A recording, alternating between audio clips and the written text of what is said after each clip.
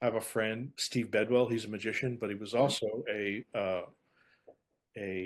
physiologist. So he went to school, medical school, became a physiologist, and then after a few years, just was like not feeling the love in this job. So he quit to be a comedy magician, and But he worked at the London Hospital. He says, "You like freaky stuff?" And I go, "Oh, you bet." And so he said, "Well, we got the Elephant Man in our basement. Do you want to see him?" And I'm going, yeah, sure, of course. He goes, it used to be open to the public, but they closed it off. So, but I know the curator, so I'll hook you up. So we went there, and there he was, the Elephant Man, and the movie that you would see with Hurt, John Hurt, they did it exact. The mask, the hood that he wore with the little thing to see through, and was exact. The stitching on it was exact. And they said, we can take, so basically a skeleton was there. So I'm not sure how they get all the meat off, but they did.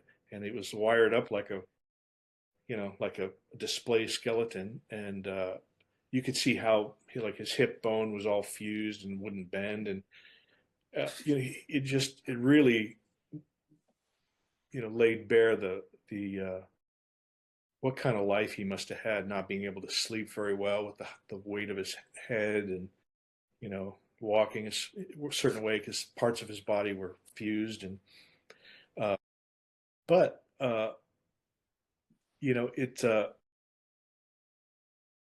they said we could take 150-year-old saliva from the inside of this mask and tell you exactly what his condition was, because apparently it could be two or three different ones, but they Oh, never. wow. I said, well, why haven't you tested it already? And they said, well, we're a working hospital. That's really not a priority for us.